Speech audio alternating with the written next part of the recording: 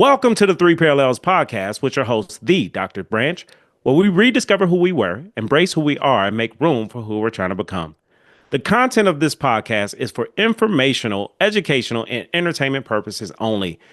The information shared, including any materials linked to this podcast, is not a substitute for professional advice, therapy, diagnosis, treatment from a physician, therapist, coach, or other qualified professional. The views, thoughts, and opinions expressed are my own and do not reflect any of those organizations or affiliations that I may be connected with. This podcast is designed for edutainment purposes, which is the blend of education and entertainment. Viewer and listener discretion is advised. Gator Talk. Gator Talk is the post-show Q&A session for the podcast. Every Friday, let's get ready to take the Three Parallels podcast beyond the episode. Join me, 9 a.m. Pacific Time, 12 p.m. Eastern for Gator Talk, our exclusive post-show Q&A session. Kick back, relax, step into the living room, a space for open, laid-back conversations with your hosts, me, Dr. Jason Branch, and fellow listeners. Let's break it all down together, what resonated, what hit home, and what's shifting in your journey from who you were to who you are and who you are becoming.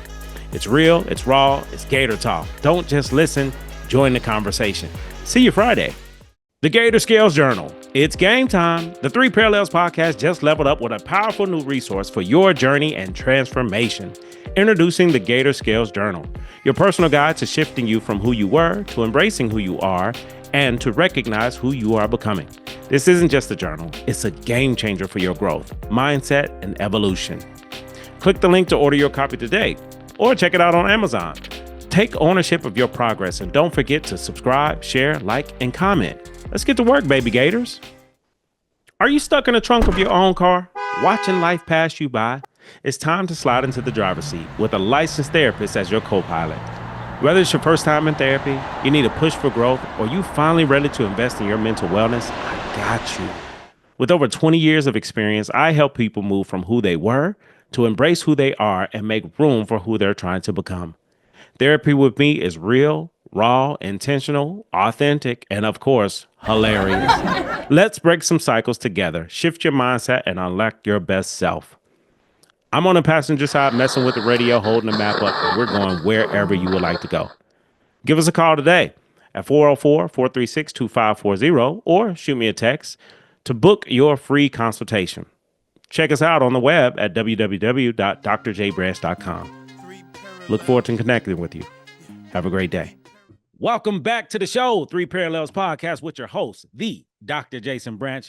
Listen, the guest today, I'm telling y'all, he got heat. He gonna hit you in the head with a honey bun. And y'all know I love when I'm able to bring family on the podcast. So this is my cousin, Dr. Kenneth Carter. He's not a doctor yet, but I'm claiming it because it's going to happen. It's only a matter of time before it happens. So I want to tell you a little bit about this brother. He is currently at the Stanford University, which is a really big deal. And I got to give love on that. Before Stanford, he was at Caltech. And before that, he was in school. So he graduated. He's originally from Dayton, Ohio, same place I'm from. And he decided after graduating college, I'm finna explore. I'm finna experiment. I'm finna see what else is out there. And he decided to jump ship. I mean, completely jump and decided to relocate from Dayton, Ohio to Los Angeles, California. Who does that? And the big thing about it is he's still there, which means he's been able to maintain because everybody that goes to LA don't stay in LA. So for people to be able to leave and go and stay, and he's still in the state of California, it speaks volumes to him figuring out who he actually is, who he isn't. And now we all get a chance to hear his story. So, ladies and gentlemen, welcome, Mr. Thank you. Kenny Carter. Thank you. I appreciate it.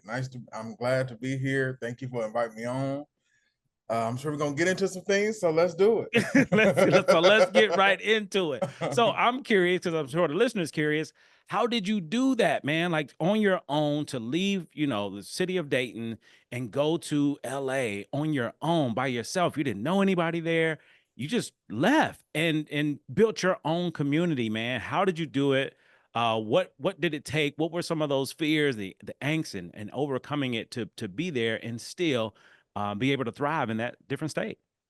Absolutely. I think, I would say it honestly was gradual. So the way that it started was kind of like me going away for college. So I went to the University of Toledo I'm from Dayton, Ohio, so it's about a 2 hour drive away from Dayton. So that was kind of like my first introduction into leaving my hometown. And I kind of like was like, I want to be close, but I want to be just far enough away that my mama can't, visit me unexpectedly. I can't receive like random family coming. It's like everybody got a plan to come drive for 2 hours to come visit you.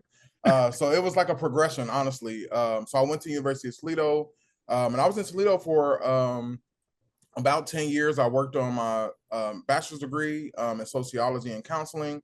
And then I got my master's degree in higher education. So after I got my master's degree, I went to Oxford, Ohio, which is about 45 minutes. And it was a really small town. I think that being in that small town is really what exacerbated me wanting to be in a larger city. And so I was like, okay, I was honestly applying for jobs all over the country. Like I was looking everywhere except California because I always felt like California was just way too far. I'm like, I don't know anybody out there. I don't know anything about California except for what I see on TV. So Texas was probably like the furthest that I looked in terms of jobs and stuff like that. And when I was in Ohio, just doing that for a while. I think I probably did that for about 6 months. And then I was like, I know that I want to be in California, but it just feels like such a big reach. It just feels like the top of the mountain in terms of like, let me go halfway up the mountain. Like, let me go to Texas. Let me go somewhere where I can get back very easily. I was thinking about the commute, like, okay, would I be able to drive back? Us Midwesterners, we definitely drive. We are we are people that will hop in the car for 8 hours with no problem. So I was thinking about that too. And then I went through this phase where I was just like, okay, let me not do or apply for jobs in a fearful way where it's like I'm just kind of like reducing what my possibilities are because I'm scared.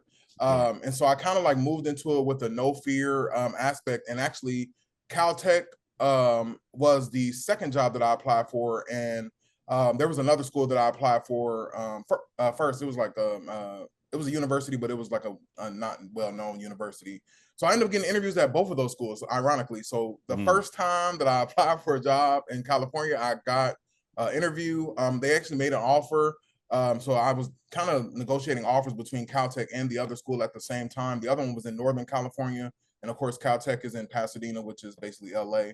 And so, the other school definitely, was an option. I think that, it just came down to like, where do I really want to be? And I was like, if I want to go to California, I want the real California experience. And so why not go to LA versus like going to a random city that's in California, essentially.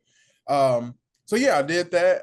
And that was kind of like how I made that move. Like, it was just like, it was a lot of thought process that went into that. I was very scared. I was like, okay, I'm moving away from my family. Now it's like I'm far enough away that I have to catch a flight. So it's like I'm a flight away. It's not just like I can just get in the car and come back if there's an emergency or anything like that. But I feel like I was ready. Like I feel like I was ready. It's like I don't think that anything worth doing is going to be something that you don't have any fear for. So it's like just the fact that I have fear essentially did not stop me from achieving what I wanted to do, and I was moving all the way to California. Wow. So you didn't let fear stop you, which for a lot of people, a lot of the listeners, fear stops us from doing a lot of different things. So not only did you overcome the fear, but you made the move like with no help, no support, no assistance. Mm-hmm. How did you do that? Well, I drove. So that was the first thing. There was no shipping my car to California or anything like that. I was on a budget for sure.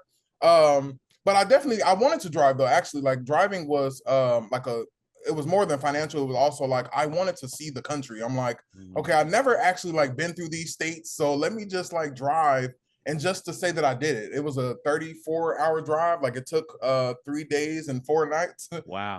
or 3 nights and 4 days. And so I drove, and that's kind of like how I did it. Like it was just like luckily, because of my job, I was able to live on campus, so I didn't have to think about housing in any way. Like it was a good time for the moment that I was trying to make the move to California. It was like my job already had my housing kind of figured out. I did not have to pay any rent or bills because I lived on campus. In my role in higher education, I was a residential life coordinator. And so that means that, I'm basically living on campus. It's an apartment. It's not a dorm room, but it's like an apartment that you live next to students essentially. And so, yeah, that was a big part of why I was able to do it is because of the fact that my housing was covered. All I had to do was just make sure that I got there, and then they gave me a little bit of relocation assistance, but it wasn't enough to cover even the gas. So, but I definitely did. Academia all day long. Yes, absolutely. So I'm curious, man, like, three parallels is coming up, who you were, who you are, who you're becoming. So I'm sure that transition from being in the Midwest, growing up in the Midwest, growing professionally in the Midwest, and then deciding to shift gears to go to the West Coast and the cultural differences there, I'm sure, and just you continually developing as a person, as a man in a totally different state. So how would you describe who you were and then who you are now being there, like thriving in the state of California?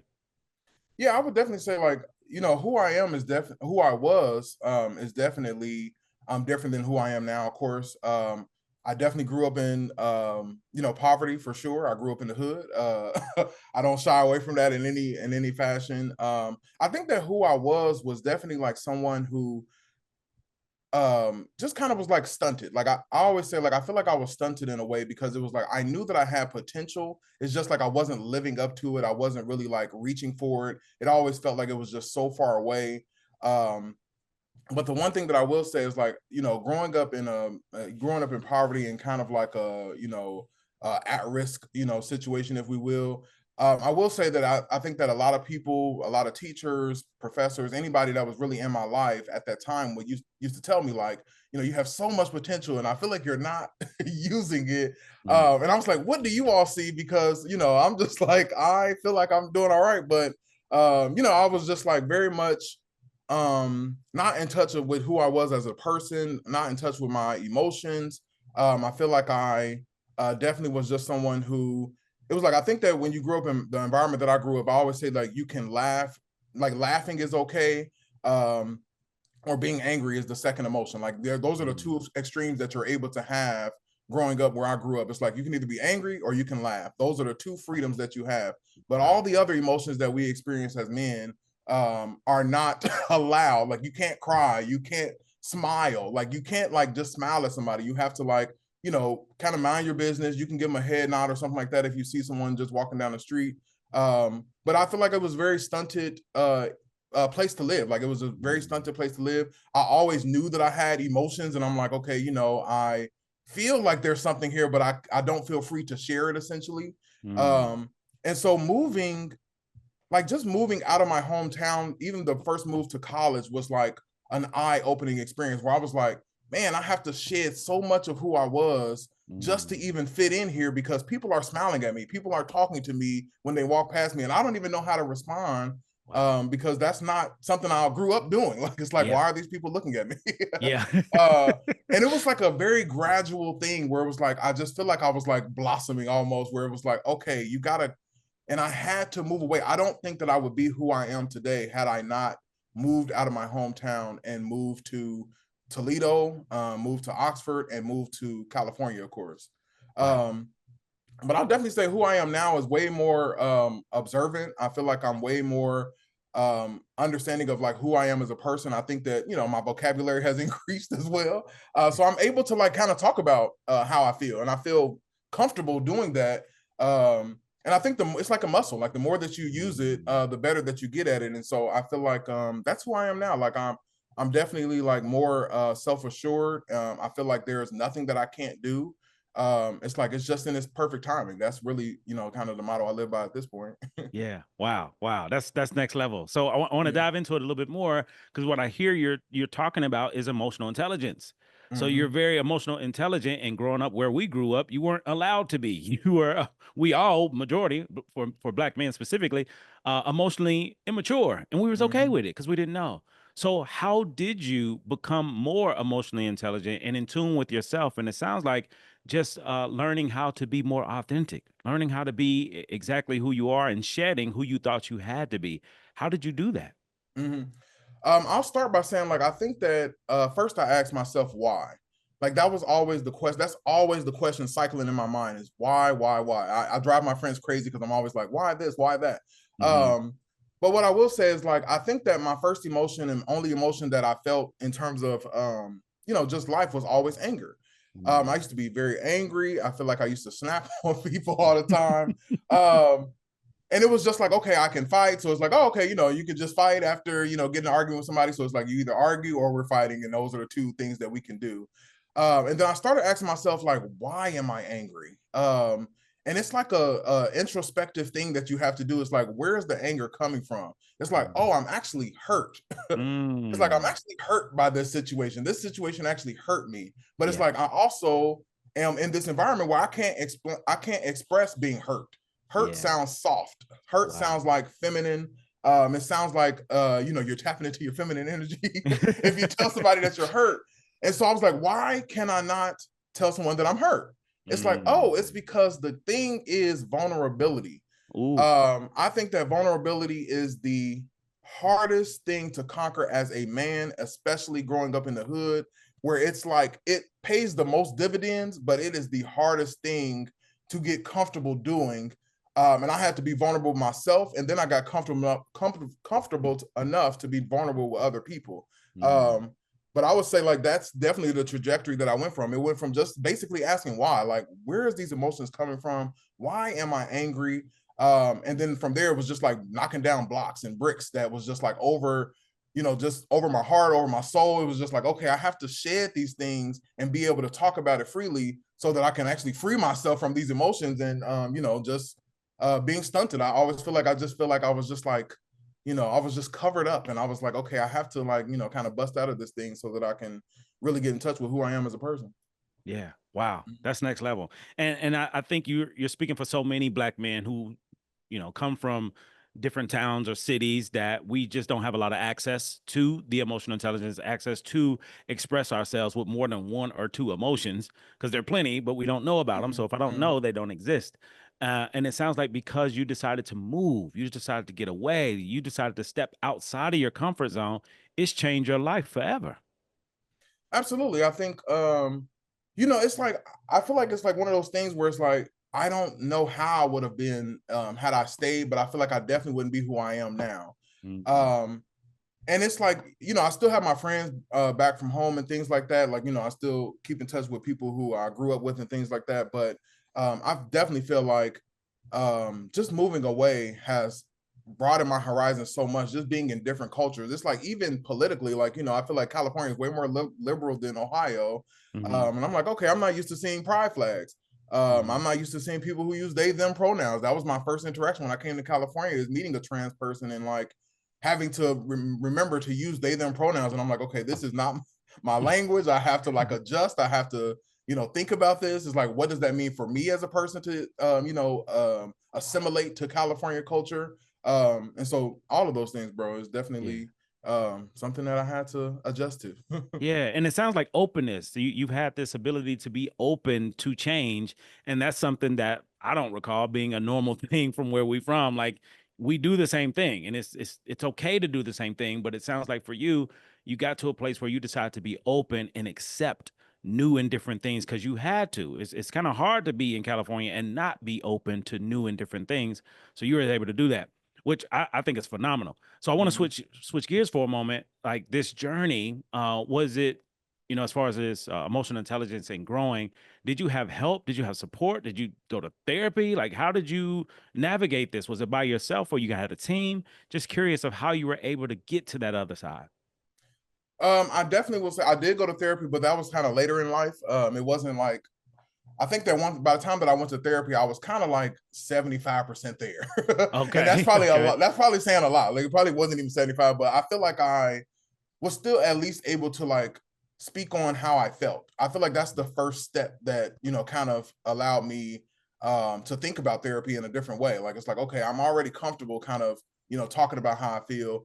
But I will say, like, it's like I think that having conversation. I have a cousin named Maria who I used to have conversations with all the time, and I think that just being on the phone with someone who's able to like, let you express yourself and be vulnerable, it opens your mind up to so many things because you can kind of bounce ideas off each other. And it's like, okay, what am I missing in this situation? Even though I feel like I'm right and my coworkers getting on my nerves, it's like all of these things. It's like, what am I missing from this situation? And having someone that you can be vulnerable with and, you know, still maintain your masculinity, maintain who you are as a man. Like, you're not giving up those things just to be vulnerable, even though it felt that way in the beginning. I think that was kind of like the catalyst that kind of started me thinking about like professional help in terms of like, okay, you know, let me actually, you know, go to therapy.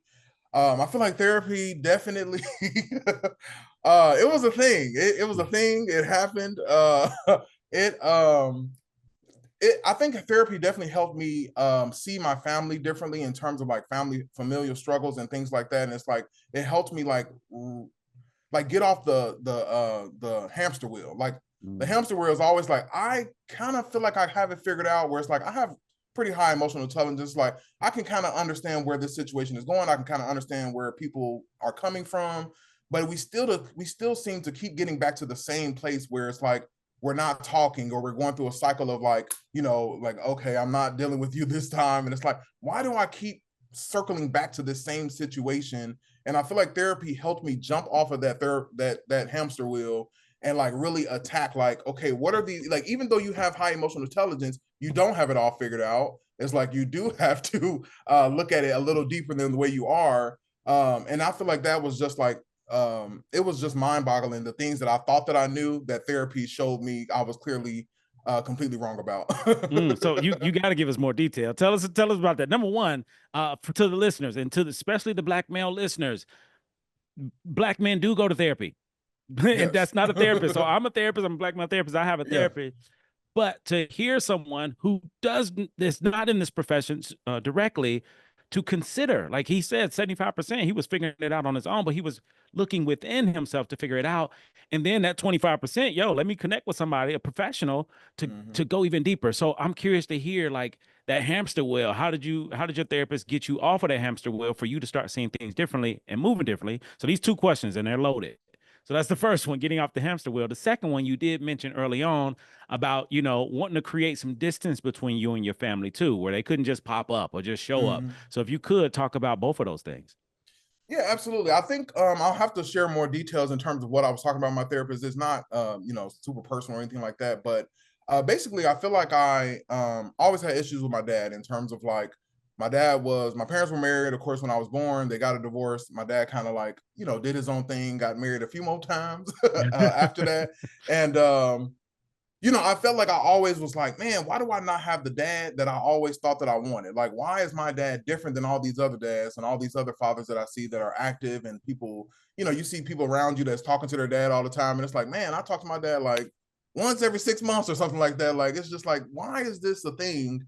Um, and I feel like you know, it's like you kind of go back to that who you were as a child, like all the times that your dad left, you know, let you down. And it's like you kind of recycle those feelings where it's like, man, he just never really was what I thought he would be. And you know, that is definitely something that I felt like I kept recycling. Like it's like I would forgive, but I would never forget. It was like I would forgive, I would never forget, I would forgive, I would never forget. And it's like not forgetting actually takes you back to the point where you didn't forgive. It's like Wow. not that you have to like act like that didn't happen, but I had to reframe how I saw my past versus like recycling it in my head the way that it went. Like in my mind, it was like my dad wasn't there. He just doesn't want to be a good father. He just doesn't want to be. And that makes you angry. Like, what's wrong with you? Like, why do you have so many issues? You know, like, why is this so difficult for you to embrace your children? I have two older brothers. It's like, why is it so difficult for you to embrace your children? And I think therapy definitely helped me see my dad differently. The main thing that I will say is like, I think that therapy allowed me to empathize with the way that my father grew up, and also think about him as a man. Because as a kid, we always think about our parents, as fathers. Like, okay, the role of a father is like, you're there, you put everything aside, but it's like, who is this person as a man? Because he was a man before he became my father. He had a life, he had a childhood. His dad passed away when he was like 2 years old. So he never really had a father. And it's like, okay, now I'm starting to see like there's other things that are present here that have nothing to do with me. And so it was like my dad as a man and the way that he treats me has nothing to do with me specifically. As a child, we don't hear that. We can't feel that. we like, no, it's all about me. It's like he's doing this to me. That is growth, baby. That is growth. Yeah, it's like because it's a default position. It's like you brought me here. I didn't ask to be here. So we have all the language to make it their fault. Like it's their fault. Like it's his Yeah. fault. But therapy helped me see the man behind the father. Like it's like, okay, before he was my father, he was a man. And it's like, I have to think about like who he was. And it's like one thing I will say about my dad, even though he was, not the best father, he's consistent. Okay. He is consistently the same way with everyone. So it's not like, for instance, if there was like an argument or something that we got into or some situation that I feel like could have been resolved a little easier, he's gonna keep that same energy with everybody. It's not just me. It's not like he can't make up with me. He can't make up with anybody. He needs therapy, but I think that me realizing that, like me taking myself out of the child space and looking at him as a man allowed me to empathize with him in terms of like, he doesn't have it to give because he was never taught it. Wow. And it's like, I have to like accept that in my heart, my mind, my spirit, my soul. It's like, I have to accept that who I wanted him to be, he was never going to be. Wow. Who I want him to be, he's never going to be. And it's like, I have to look at who I'm dealing with now. Like, who is this person in front of me? And it's like, I had to find ways to interact with the man, my father, versus my dad. Like, okay, how can I interact with him just as a man? And it's like, this is somebody that I love, and of course I care about. And it's like, how can I interact with him as a man? And I feel like that took away so much angst that I had just having a relationship with my dad. It's not what I thought it would look like. And it was like, it always had to look like, that was also a thing that I, learned in therapy, is like, I feel like when I started, I always like, how do I get my dad to be better? How do I get him to like, care about me? How do I get him? And it's like, what does care look like? Like, what does care feel like? And it's like, to me, it's, you calling me regularly. It's called like, let's chat, let's get on the phone. Let's see what each other's doing. And it's like, it still doesn't look like that. Yeah. So I had to reshape like what that looks like. And it's like, because I was able to like understand my dad a little more in terms of like him as a man, it's like, I was able to actually pinpoint moments where it's like, okay, I can see this is him caring. This is him showing that he cares. Even though it don't look like the way that I thought it would look, I wanted it to be bright white. I wanted to be in my face. I wanted to feel it. But it's like he's his own person. And it's like the way that he shows that he cares is completely different than the way that I thought it was. And so it was like, and she asked, like my therapist had asked me, like, she was like, do you feel like your dad loves you?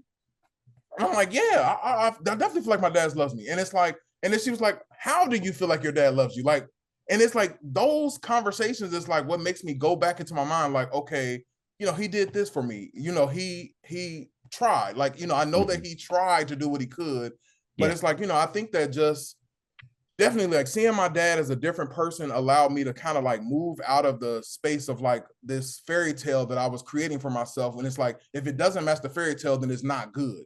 Ooh, and it's like, time out. Time out. I told y'all he gonna bring it. I told y'all he's bringing it. Listen, I need y'all to get y'all Gator Scales journal, and I hope you're writing down these nuggets. These nuggets are very important. They're very powerful, especially for men dealing with issues related to their father. Whether they're here, they're not, they're down the street, you don't talk to them, they're dead, whatever.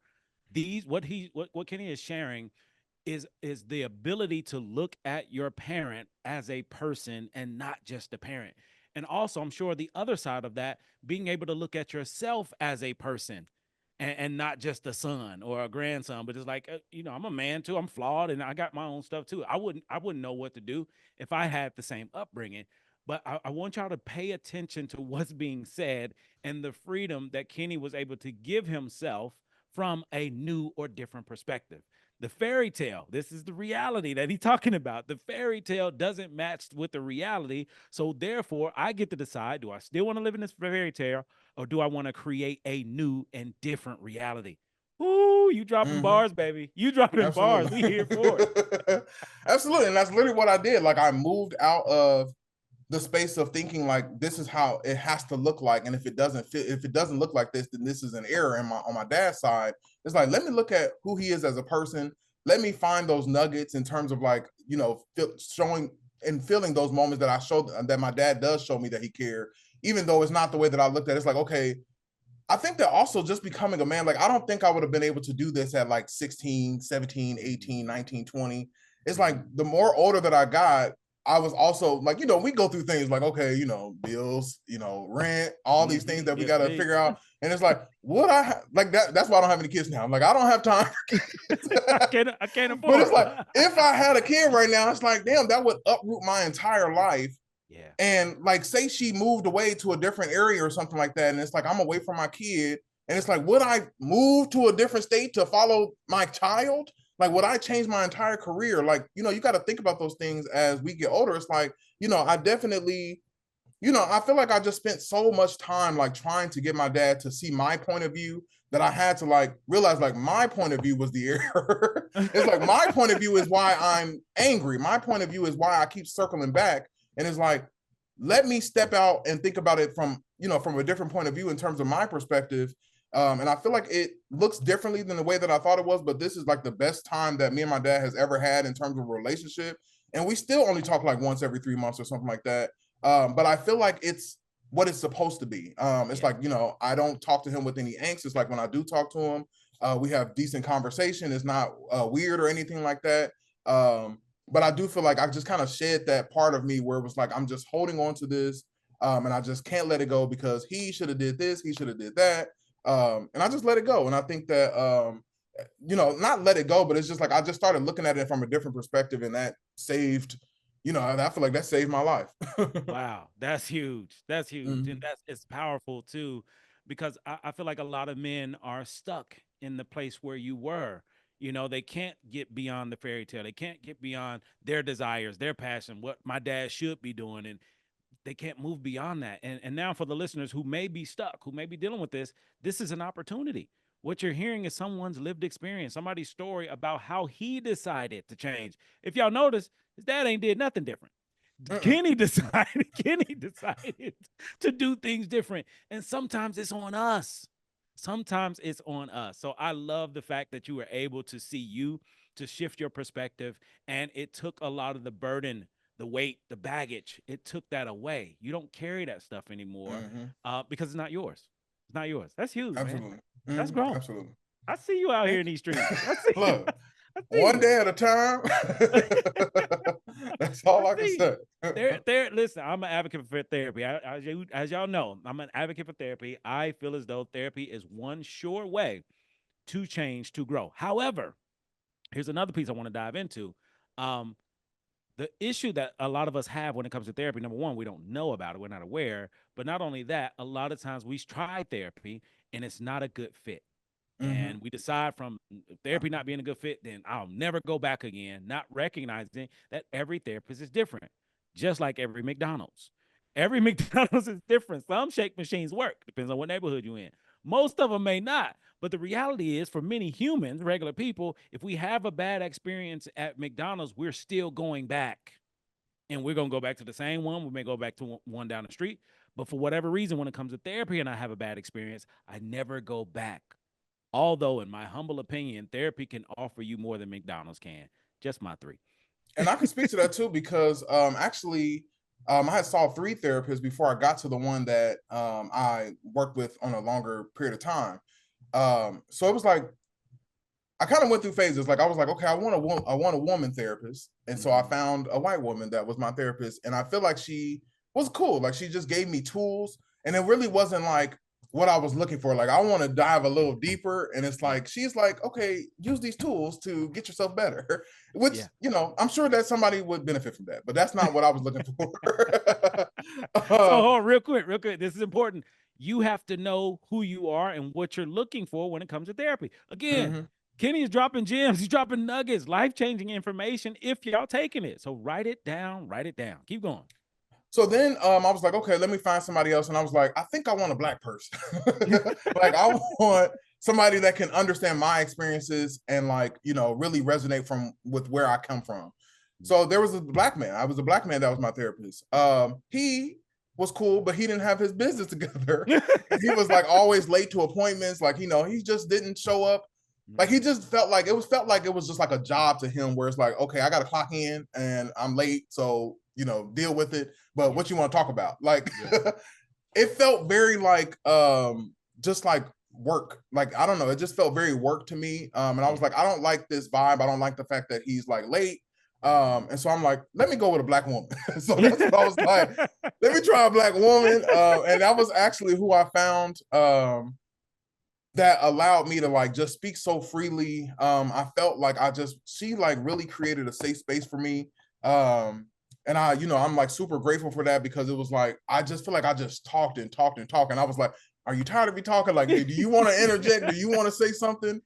And it was like, and she was like really a reaffirmer, like, okay, you have emotional intelligence, but she was like, okay, this part right here, why are you thinking that it should be this way? And it was like, she really helped me unpack things and unlearn things that it's like, we just, especially when you have when you know that you have emotional intelligence, you almost kind of like can fake yourself out where you think that you have it all figured out. It's like, no, I am above it all. I have grown. I am evolved. So none of these things should faze me. And it's like that acknowledgement of like, no, I actually don't got it all figured out. And it's like, I'm struggling too. Like, I'm struggling just like everybody else is. I don't care how much you know. And so I'm like, she really helped me unpack that. And it was like, I did therapy for 8 months. And then we got to the point where she was asking me like, okay, is there anything else you want to talk about? And I'm like, you know what? I actually feel like I have shared everything that I could possibly think of. Yeah. So I'm like, let's take a break. Like I ended up not going back, but it was honestly like, we just felt like we kind of did the work. Like, it was like the work was done. She had homework for me. I was reaching out to my dad, like making phone calls and all types of stuff and having difficult conversation. But it was like, it got to the point where it was like, okay, I think I'm okay now. Like, I think I'm off the hamster wheel, and it's like, I will definitely revisit it. I actually am going back to therapy. Okay.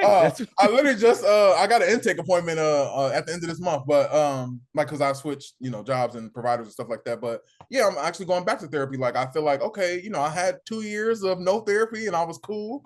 And now I want to go back, because I'm like, I feel like there's more to discuss and more to unpack. Wow. This is huge. This is huge.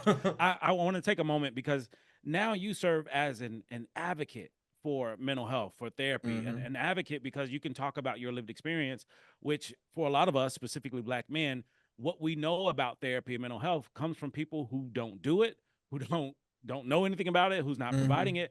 So it's going by beliefs or ideas of what therapy is and not the facts. And now for you, you've experienced it, you have facts around it.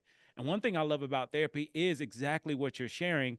You have to figure this thing out in real time based off of what works for you. Nobody can give you that. Absolutely. So you tried it one route, traditional white women doing therapy. The health profession typically, predominantly white women and white men. So you tried the traditional route. That didn't work. You tried to go black. Let's go black. Let's give it to our community. You went to the community. Y'all shake machine still ain't working. So this ain't gonna work for me. So let me try a Black woman, and boom, look what happened. And to me, I love this aspect of you participating in therapy, because you were an active participant in it, and you got what you needed during that time.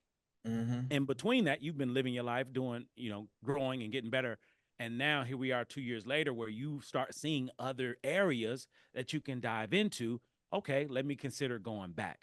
So when I look at therapy, I love what you're sharing, because a lot of people don't look at therapy in this way.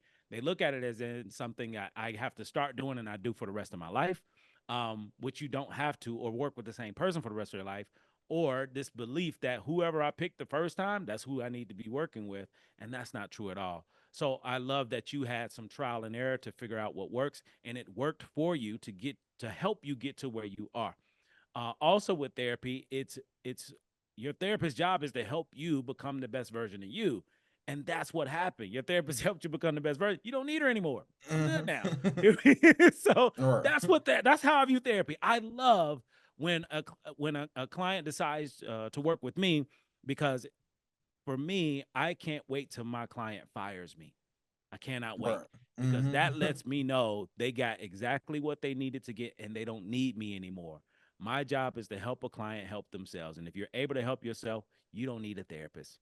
So I love it. Because I definitely, I feel like I always looked at it as like a progression. Like, I mean, I like the way that I kind of function in life is like, even with like medicinal medicines or anything like that, it's always like, how long do I have to be on this? Because I want to get off. Like, I want to be the best version of myself, and I want to be a fully functioning adult. And, you know, I don't want to be like taking medicine for the rest of my life. I don't want to be in therapy for the rest of my life. It's like, how do I get off of this?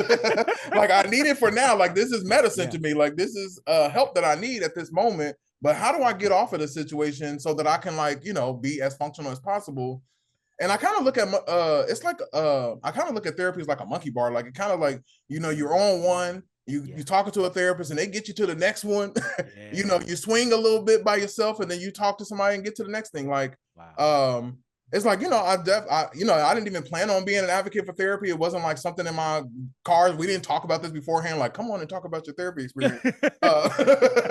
But it was honestly like, you know, I'm honestly all for it, because even when I'm talking to my friends and stuff like that, and they're telling me about something difficult, it's like, we definitely hit those mountains. We hit those bricks where it's like, okay, I think I've given you all the advice that I can, but I think you need professional help, because this ain't something that's gonna go away real easy. And I'm like, I'm out of words, I'm out of language, I'm out of perspective. It's like, I can only take you so far, but it's like, you need to see somebody professionally.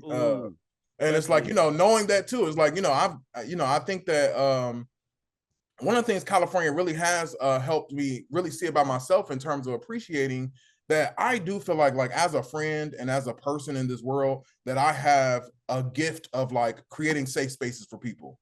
And it's like, it took me a while to even realize like what it was. Cause I'm like, man, why do people be opening up to me? Why do people be telling me all their deepest, darkest secrets? And it's like, it's weird. Like, you know, it's like, these are men that are like, you know, they have their toxic ways. And it's like, man, but you're crying in front of me. And I couldn't imagine you crying like in front of anybody else. And it's like, I know that this is a lot for you. And I always be like, you know, you don't ever have to like not cry in front of me. Like, crying is like, it's fine. Like, I feel like it's freeing actually. But you know, I feel like that's something I kind of realized about myself, is that I do think that I'm very good at creating safe spaces for people. And it's like, even in my safe space where it's like, you know, we can talk about it, we can unpack it, but there's going to hit a limit in terms of like, I'm only able to give you so much advice, so much understanding of like what the situation is, and give you from my perspective what I think what could help or something like that. But I always like, all right, we've hit that moment where it's like, now comes from the therapy recommendation, like, okay, you need to seek some help, because this seems deeply rooted, especially for things that are like, all of us start with childhood trauma. It's like, I haven't met anybody that does not have childhood trauma. It's like, who can say that they had a perfect childhood and everything was perfectly fine? It's like, I've met people that had extremely rich parents, and it's like, they talk about how their parents weren't there and they were always working. So they kind of like raised themselves, and they feel like they have a lot of trauma about that. And I've had friends that, you know, grew up in poverty like I did. And it's like, you know, you have the trauma around that. Parents weren't there, parents deaf, anything like that. And so it's like, therapy helps you reach back to things that you didn't even think was still hindering you today. And it's like, oh, this happened when I was 8. I don't even remember that situation happening. And actually, this is a funny story about not funny, but the story about like my dad, in terms of like how I like held so much anger. I used to think about like, my therapist kind of had me talking about my childhood and stuff like that. And I thought about the times that my dad used to say, like, he would come and pick us up. So me and my brother was those kids that literally would have our coats, our jackets on, our book bags. We looking out the window, we sitting by the door waiting on my dad to show up, and my dad would not show up like multiple times. And I'm like, it was such it felt insignificant as a kid. Like, okay, that's just dad being himself. But it's like, I'm thinking about that as an adult. I'm like, man, that really impacted me to like wait on him multiple times. Like, it was like a 40% chance if my dad was gonna show up or not. And it was almost every weekend. Like, it was just like almost every weekend my dad said he coming over. He may not even have said like, and I think that I will give my dad credit, like, I don't think he necessarily said, I'm gonna be there. It was more like, oh, I'll see what I can do, or, you know, I may be able to come over. And me and my brother just interpreted that as like, he's coming. We need to be ready. Like, let's be ready just in case he comes, and we're going to sit by the door and wait. And so it's like, just the impact of that, and like that psychology of a child that's like going through having a parent, you know, essentially not be there like they think that they should be, was definitely something that I didn't think that was impacting me. It was like kind of something I didn't even really think about. I never really like went back to as an adult. It's like, I forgot all about that kind of, and just being in therapy, recalling stuff. I'm like, okay, I remember this time that, yes, my dad was not there. And it's like, how does that play off of that? Like, how does your dad not being there? What does that look like now? And it's like, oh, that looks like I think that my dad is inconsistent and I can't trust him. Yeah. Yeah. And it's like, oh, okay, let's go back to that situation as a kid and unpack that. And it's like, I think that therapy does things that you will never get from a regular person. Because one, they're usually biased. Two, they don't have enough time to talk to you like you need to. It's like supposed to be having stuff going on, kids in the background screaming and crying. And it's like you on the phone crying and trying to share your deepest, darkest secrets. They're like, let's wrap this up. And so having somebody like give me their undivided attention and just like really sit and listen to my shit. It was like, that's what I need. I need somebody to, because I'm always that person for other people, but it's like, who do I have that can just sit and listen to me whine? Like, I just want to whine and I don't want to feel bad for it. Wow. And therapy allowed me that. That's powerful. This is why you're an advocate. Okay. Yes. So to the listener, I feel this is my heart, my gut. I feel as though this conversation will provide an opportunity for several Black men who's listening right now to reconsider therapy, to reconsider it. Now, for many Black men, would never consider therapy. So if I can't consider therapy, I'm not going to go. But with this conversation and you sharing your truth, and this happened organically, we did not talk before the show. I didn't know where we was going to go today, but this is where we were supposed to go. You know, if we were to ask, you know, a lot of men would not consider therapy, but this conversation opens the door to reconsider. So with that, it's something I started doing on this show, and I think it's important. I think it's powerful, and I want to continue doing it. And that is, if you're open to it, could you shout out your therapist, that woman that you work with that helped you get to this place? Please take a moment, shout her out. I would love to, but I literally do not remember her name. Yeah, dog. I am horrible with names. Like, I am horrible with names. This is the thing. No, hey, no shade, no shame, no disrespect. What was the most important is what you got from it. So whether you remember her name, anything, it didn't matter. It was a Black woman who helped you get to where you are. So no worries at all. If it comes up later, we'll add it. For sure. Well, let me look it up. Before we get out of here, I got a few rapid questions I want to ask. So we're gonna switch gears. Also, just to tie the bow in this, for any man that's listening right now, whether you Black, white, BIPOC community, whatever, if you are a male, if you are a man, please pay attention to this story. Pay attention to what was shared, because we all have a father or lack thereof, but there was somebody, right? If it was just that, a body, somebody who helped us get here.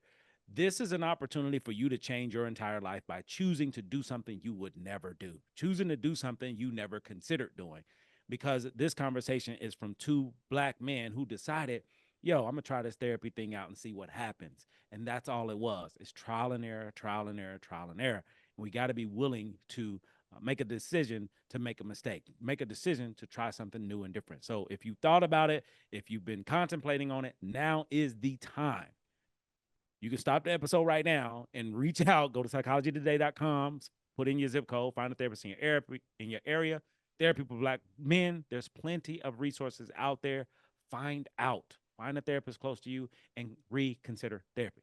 All right. So putting the bow on that, moving to the next piece. Question for you. What would you say is your proudest moment or proudest accomplishment? I would say my proudest accomplishment is more emotional. Like, I think that my proudest accomplishment is like the growth that I've just been able to do as a human being. I think that just being able to like see myself in a different space and be able to actually create that for myself is an accomplishment.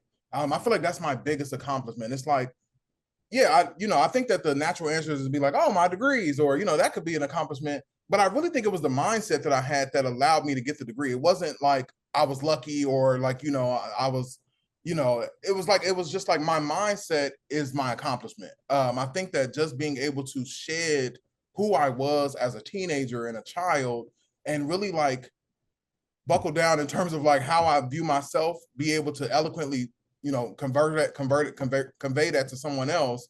I think that that's my biggest accomplishment. Is like just the growth that I've had as a man, understanding who I am and how I show up in the world.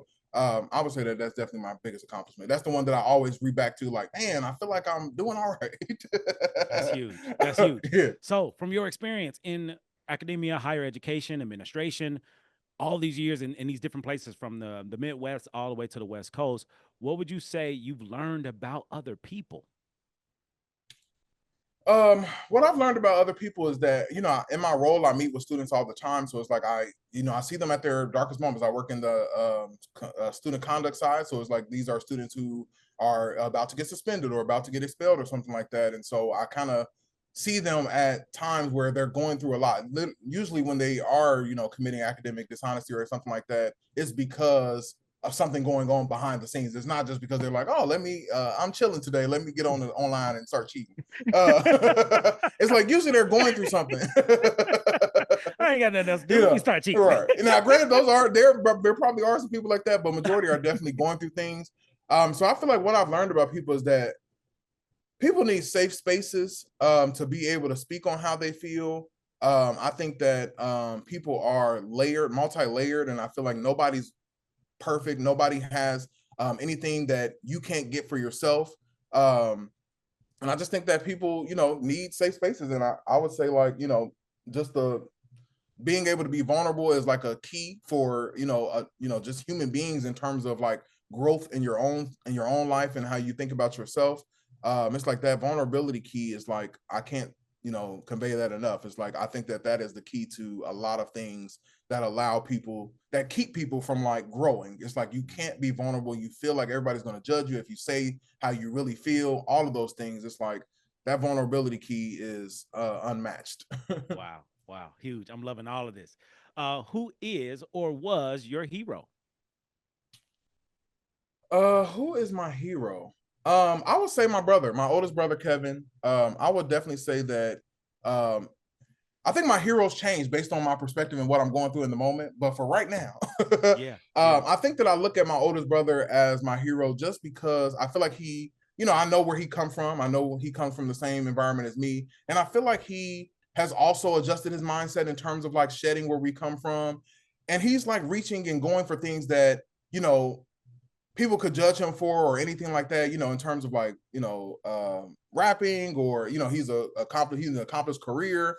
I think that just seeing how he's been able to grow as a man and as a person allows me to see like, oh, I can do it too. And it's also like, we're both doing it at the same time almost. Yeah. We have a 5-year age difference, but I would say that he's my hero definitely just because of how I've seen just the work. It's like just being able to see that up front and up close. That to me is honorable for sure.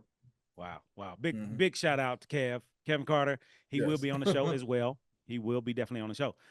So what's a word, phrase, memory, or moment that stuck with you personally or professionally you want to share with the listeners? I think I kind of talked about it. I think vulnerability is the word of the day. Okay. I'm with it. Vulnerability is the I'm word with of the it. day. I think that because I feel like, majority of my friends are men, and I feel like that's the biggest thing that stunts the growth of men is that vulnerability key in terms of being able to be vulnerable. And so I think that I would just say like the best thing that you can do for yourself is really be able to like move without fear. Move without fear of judgment, move without fear of like the fear that you have from yourself, like I can't do this. It's like if you remove that, I feel like everybody can reach untapped potential, untapped situations and experiences. And it's like sometimes you just have to just start walking and start doing. It's like you can't just be like, okay, I got my plan, I'm writing everything down, I got everything written down, and I'm not actually doing anything. It's like move at the same time. And I think that that's just what I would say, bro. It's like I think that the vulnerability key is like an unmatched thing. Like women tap into it all the time. Like I think that they have their circles, they have their friends where they can sit and cry and talk about they nothing dude. Talk about the dude that's tearing up their life. But men do not have those spaces. And I think that, being vulnerable can help you create a space because it's like I think that also what I will say is like me being able to be in touch with who I am as a person and be able to be in touch with my emotions, stuff like that. I think that that does show people that it's possible, and that Yeah. allows them to see it as well. Like, oh, this is a moment, this is a safe space where we can talk about, our childhood or how our moms get on our nerves or anything like that. It's just like, um, I definitely think that is what I would say in terms of like really understanding like being vulnerable is a key that unlocks a lot of things that, people get stunted by essentially. Right. I love it. All right, Mm. listen, I hope y'all writing this stuff down. Again, dropping gems, life-changing information is being shared right now. So if you could share with the listeners, this is vulnerability at its finest. What's an interesting fact about yourself that people don't know? An interesting fact. I don't know if people know that I'm an introvert because I feel like I think that every time I tell somebody an introvert, they always kind of shocked. Like, what? Because it's like I think I have good social skills, and so it's like social skills kind of get in seen as being an extroverted person, and it's like I'm really a legitimate introvert. When I say that, what I mean by that is I don't like small talk. I hardly ever remember names because I'm like, these people are not important. I will not. I don't like. It's like, it's just like it's very hard for me to remember a name because and subconsciously I think like I'm never going to see this person again. So does it really serve me to remember your name? Which works terribly for networking because networking is like the bane of my existence. Like I hate doing it. I hate going into rooms and having to walk up to people and shake hands that you don't know and try to strike up a conversation. And so I would say like definitely being an introvert is something that people do not know about me. Okay. I am a true introvert. and this also explains why you didn't remember your therapist's name. This is not Yes. something you do. Like this is like the I never norm. planned on ever recalling her name. What's the reason I anyway. need to call her name? This makes sense. You're connecting dots. You're connecting all the dots. All right, two more questions. So this is a big one because this is the three parallels of the show: who we were, who we are, who we're becoming. So if you could use one word to describe those three parallels of who you were, what would that word be? Who you are, what would that word be? Who you're trying to become, what would that word be? So a word for each, right? Yes. So who I was, I would say stunted. Like, and do I get to explain or? Yeah, man. Okay, Let's go. Let's go. I don't know if this is a rapid fire. It's like, all right, move on. No, let's get it. Because I would just say stunted. Like, I think that I had potential. Like it was like nothing was actually seen in the, it was like it was seen by other people, but it wasn't seen by me. And I just felt like I could only, do these things. I had to stay in this situation. So I would say stunted is who I was. Who I am now, I would say transitioning. Transitioning would be the word. Yeah. Like I just feel like I'm always like I'm trying to move on. Like I always have a goal. It's always like I'm working towards something. And so that's kind of like who I am in this space. Is like, at 34 years old, it's like I am just trying to be my best self. And it's like I don't feel like I am who my best self now, but I do feel like I'm working towards that. And it's like acknowledgement is the first step. It's like, acknowledging that I am trying to get to this place. And it's like, I know that I'm not there yet. I feel like, that's the word that I would use, transitioning. Who I am becoming, by God's grace, I hope is confident. Like I want confident to be, like I just want confidence all around, like emotionally, spiritually, financially. It's like I just want to be like confident and assured. And it's like all of those things is who I'm becoming. And it's like that's what I want to happen. That's what I'm transitioning to. And so that was, that's what I would say for sure. I love it. I love it. Yeah. Last thing is an opportunity for you to give something to your listeners outside of all the gems you've already dropped. So what we do on the show, we give life work. Life work is a little different from homework. Homework, you take it home, you do it, you never remember it again. Life work, you take it home, you do it, your life will change. So if you could offer a keepsake or a life work or a challenge to the audience members, what would it be to get them to make a small change to change their lives? Definitely. I would say have a difficult conversation is the challenge that I have for the listeners. Wait a minute. Hold on. I wasn't ready for that one. Hold on. You too. Whoa. You I too. ready. I think having a difficult conversation. I think we often wait on people to bring something to us or like to make the situation happen. It's like, okay, if I'll talk to that person if they were to call me, or I talk to that person if, you know, even me standing, I'm like, oh, I gotta take my own advice. But it's like, yeah.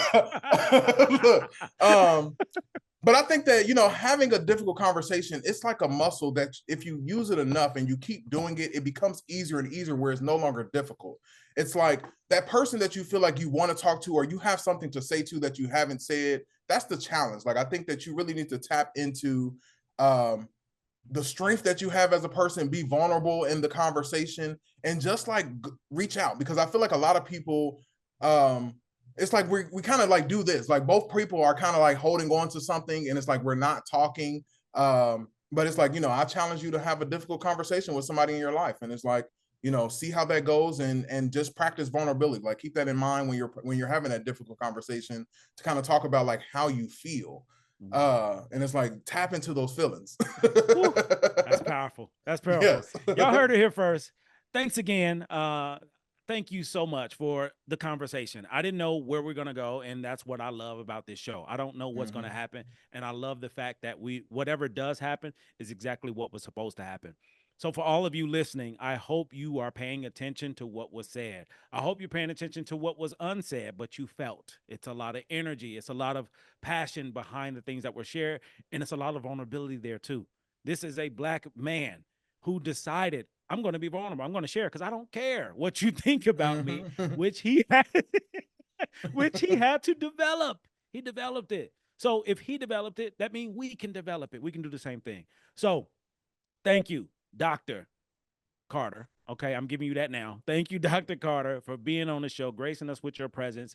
I love you, family. I'm proud of you. I'm impressed by you. I love the fact that you're living life on your own terms, and regardless of where we come from, you can't tell based off of where we are. And I'm very proud, and I really appreciate you for coming. So, if the listeners want to get in contact with you, how can they connect? Just social media. My Instagram is KC Jamal with 2 underscores, KCJAMAL 2 underscores. And I will be on there. There it is. There it is. Absolutely. Thank you all for listening. Thank you for tuning in, tapping in. If this show has done anything for you in any kind of way, share it. Don't keep this information to yourself. Don't keep this episode to yourself. Share it. Give it away. The personal things, we can keep those confidential. The professional stuff, give it away. But you heard you have some life work ahead. You have some things that you can do. This is the Three Parallels podcast, where we are learning about who we were, who we are, and who we are becoming. I hope this podcast episode was able to bless you, bless your life today. And if it wasn't, that's on you. Much love. Have a great day. Until next time. Peace. Wow.